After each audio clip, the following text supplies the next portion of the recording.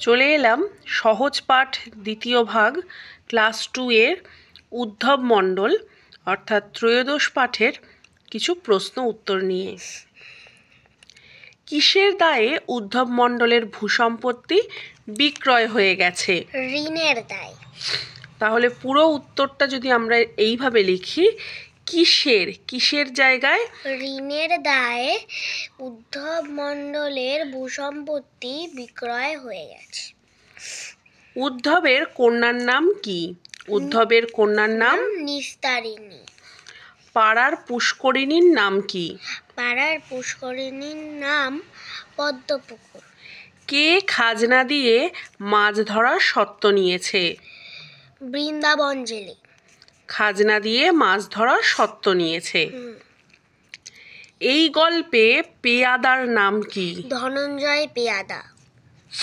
এই গল্পে পেয়াদার নাম ধনঞ্জয় পেয়াদা। আচ্ছা, শূন্যস্থান। উদ্ধব মণ্ডল জাতিতে সদক। এদিকে তার কন্যা ড্যাশের বিবাহ। নিস্তারিণীর বিবাহ। আগামীকাল 19শে জ্যৈষ্ঠ। উদ্ধবের স্ত্রীর নাম মোক্ষদা। আমি তোমার কন্যাকে আশীর্বাদ করে যাব। সঠিক উত্তরটি লেখো। উদ্ধবের অবস্থা অত্যন্ত ধনী না দরিদ্র? দরিদ্র। নিস্তারিণীর বরের নাম বটকৃষ্ণ না প্রাণকৃষ্ণ? বটকৃষ্ণ। উদ্ধব ধরেছিল একটি বড় রুই না কাতলা মাছ? রুই। উদ্ধবের দণ্ড হয়েছিল 10 না 100 টাকা? 10। দুর্লভের পিসির নাম কি? মোক্ষদা না কাত্যায়নী? কাত্যায়নী। অর্থ লেখো।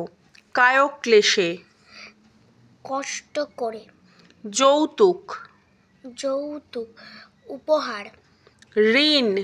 ধার। কন্যা। কন্যা মেয়ে। পুষ্করিণী। পুকুর। বিপরীত শব্দ।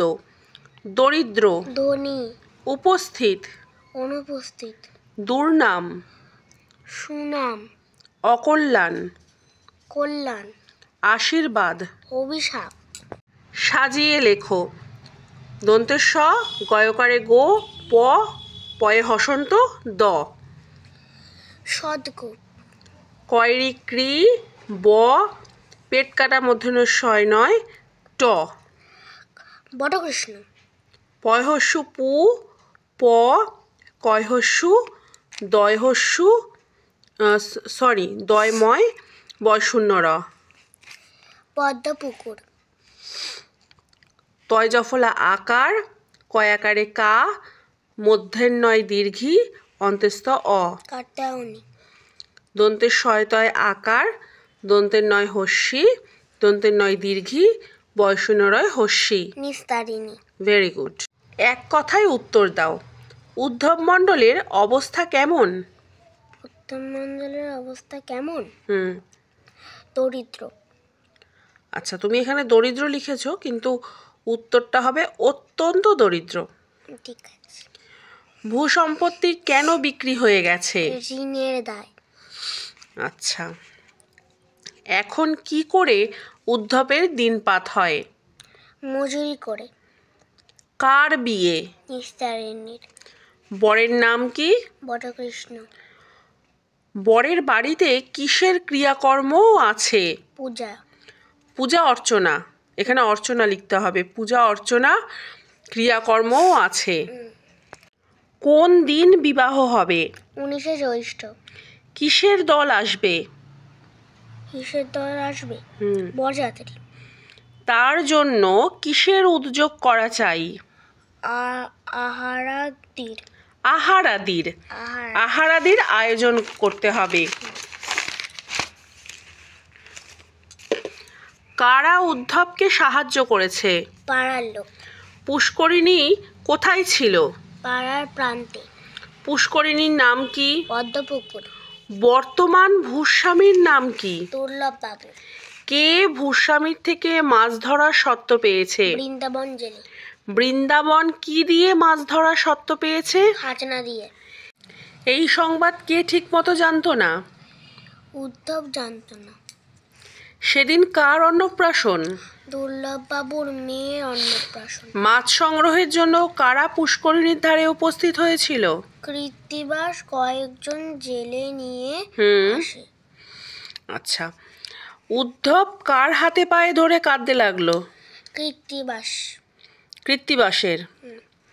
কে তাকে কার কাছে ধরে নিয়ে এলো? ধনঞ্জয় পেয়াদা দুর্লভবাবুর কাছে। দুর্লভবাবুর কাছে ধরে নিয়ে এলো। দুর্লভের কি বিশ্বাস ছিল? উদ্ধব ম্যাজিস্ট্রেটের কাছে তার নামে দুর্নাম করেছে। উদ্ধব ম্যাজিস্ট্রেটের কাছে তার নামে দুর্নাম করেছে, এই বিশ্বাসটা দুর্লভের ছিল। তিনি উদ্ধবকে কি বলেছিলেন? তুই মাছ চুরি করেছিস, তার দণ্ড দিতে হবে। তুই মাছ চুরি করেছিস, তার দণ্ড দিতে হবে। ধনঞ্জয়কে কি আদেশ দিলেন? উদ্ধবের থেকে 10 টাকা দণ্ড আদায়ের কথা বলেছে। বলেছে। উদ্ধবের থেকে 10 টাকা আদায় করার কথা বলেছে। দুর্লভের পিসির নাম কি? কাত্যায়নী ঠাকুর। উদ্ধবের স্ত্রীর নাম কি? মোক্ষদা। ও দুর্লভ কার অনুরোধ উপেক্ষা করে চলে গেল? কাত্যায়নী ঠাকুরনের। কৃত্তিবাসকে ডেকে কাত্যায়নী কি বললেন? উদ্ধবকে ছেড়ে দাও। কখন নিস্তারিণীর বিবাহ? গোধূলি লগ্নে। কজন বাহক এসেছিল এবং কটার সময়? 5 জন বাহক এসেছিল এবং 4টের সময় এসেছিল। বাহকেরা সাথে করে কি নিয়ে এসেছিল? মাছ, হাঁড়ি করে দই, থালা ভরা সন্দেশ আর লাল চেলির শাড়ি। কাদের আশ্চর্য লাগলো? পাড়ার লোকের। কুটিরের নিকট কি এসে দাঁড়ালো? পালকি। পালকি থেকে কে নেমে এলো? পালকি থেকে কাত্যায়নী ঠাকুরন নেমে এলো। কাত্যায়নী নিস্তারিণীকে কি পরিয়ে দিলেন? 1 কাছে সোনার হার। কাত্যায়নী নিস্তারিণীকে কত টাকা যৌতুক দিলেন? 100 টাকা।